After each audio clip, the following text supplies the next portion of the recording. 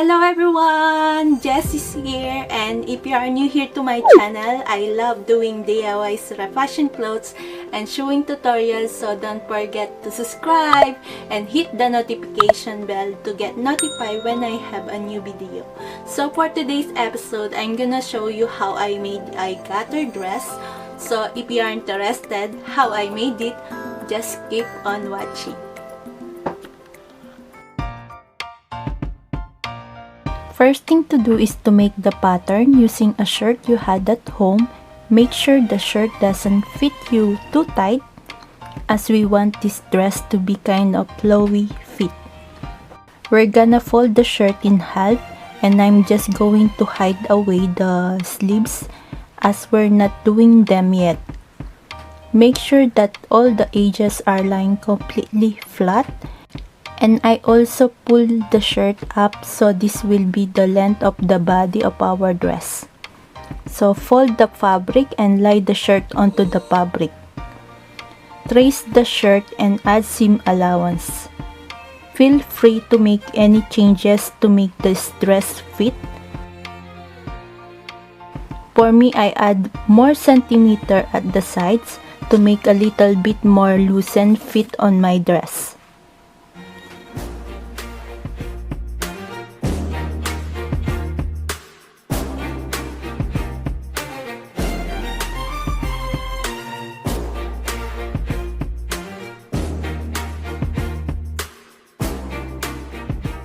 Now cut the drawing line, and it should be look like this.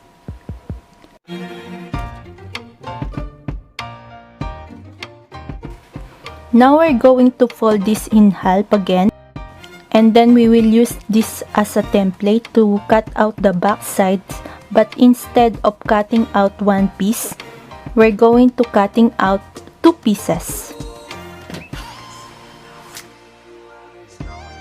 Add 2 cm on the middle, and this is going to form a nice middle center seam.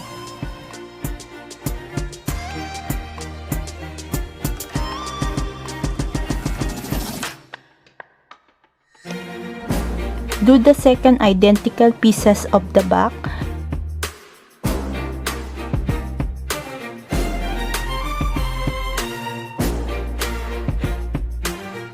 Now we have the two back panels and the front main panels. Next, put the two back panels right side facing together and mark the 2 cm we add earlier to close up the back seam.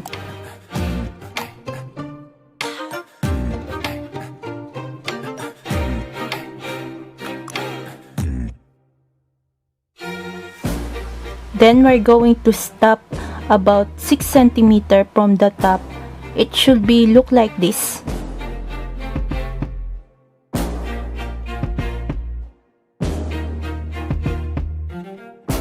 Pin and sew them with stretch stitch.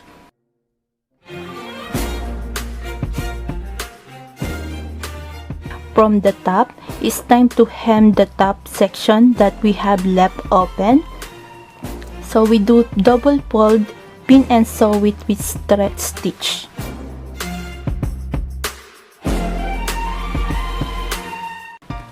So we will lay out the back panel and front panel right side facing together, pin and sew the shoulder and back seam with stretch stitch.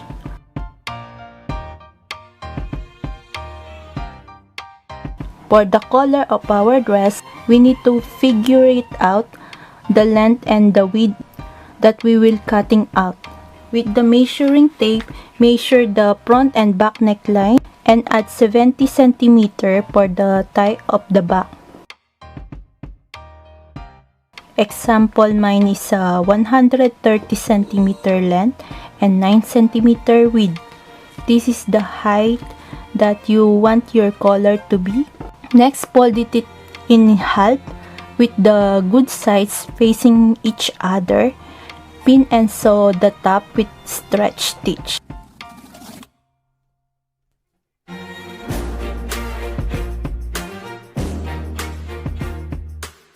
Then grab a safety pin to turn it right side out.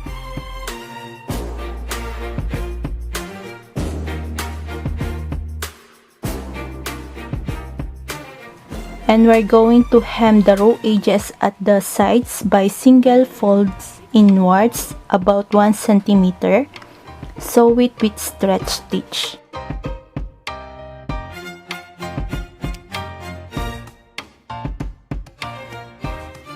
Then iron it to make it neat and easy to sew onto the neckline of the top.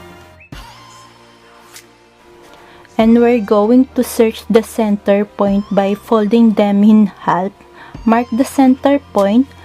So from the center point of the front and the center point of the collar align and pin it in place until we get into the back section.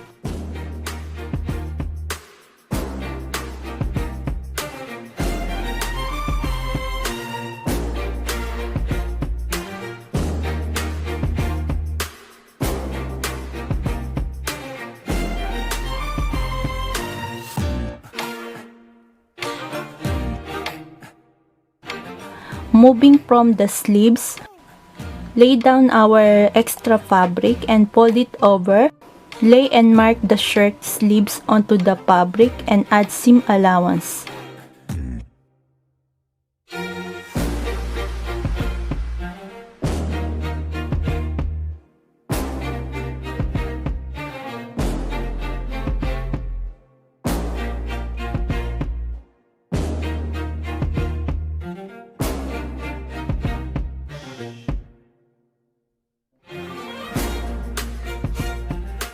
Cut out the drawing line and make the second identical pieces.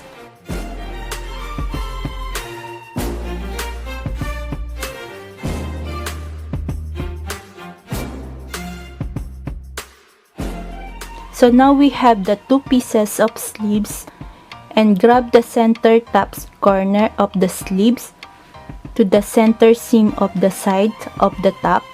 We're going to match them together. It might get a little bit confusing, but make sure that you're holding that center pieces. Pin it in place until we get back down to the bottom seam.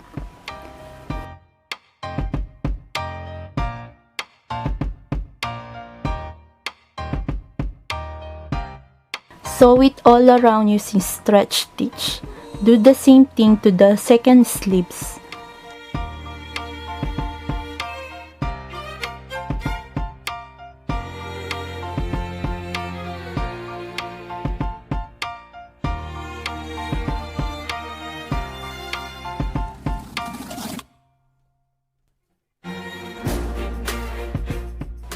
It's now time to close this seam. Pin and sew that in place with stretch stitch.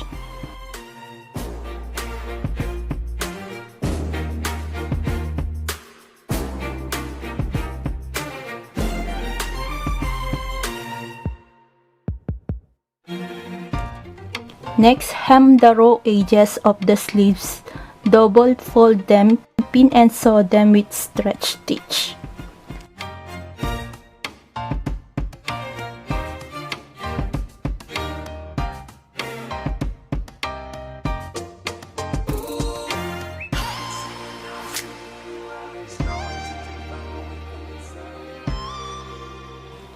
For the skirt of our dress, we're going to measure how wide the bottom section of the top.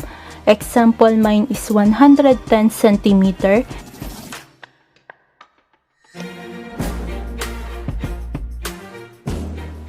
And I add 70 cm more for the gathered effects. So all in all is 180 cm width. And measure how long you want your first panel to be. Mine is 34 cm. So for the second panel skirt, we need to measure how wide the first panel skirt to be, which is 180 cm, and add 70 cm more for the gathered effect. And I measure how long you want your second panel skirt to be. Next, put the first rectangle right side facing together, pin and sew the side seam close. I do the same thing for the second one.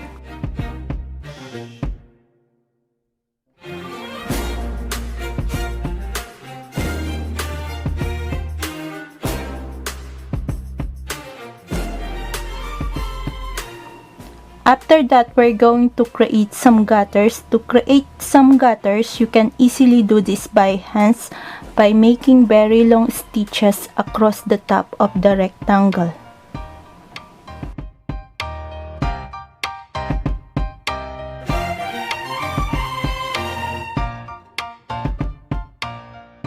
And then you just need to arrange and pin it into the bottom of the top and sew them on.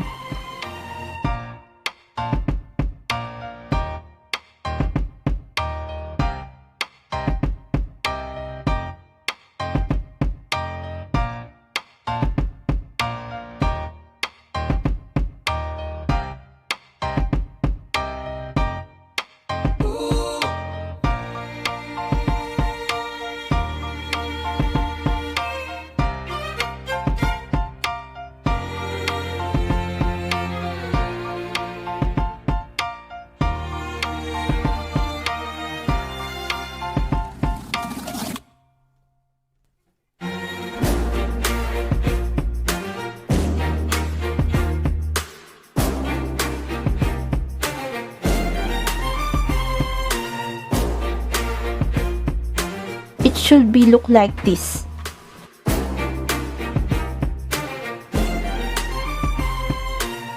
And I do the same thing for the second one.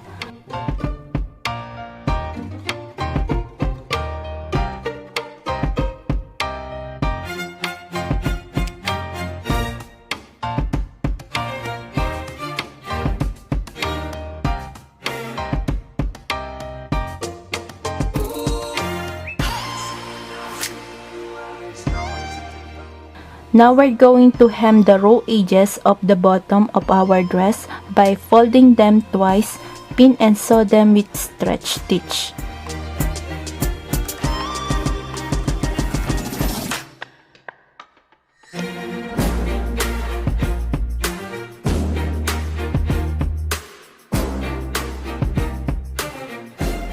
Last thing to do is to make sure that you zigzag or double overlock stitch all the raw edges we had left to make it more clean and to protect the garment.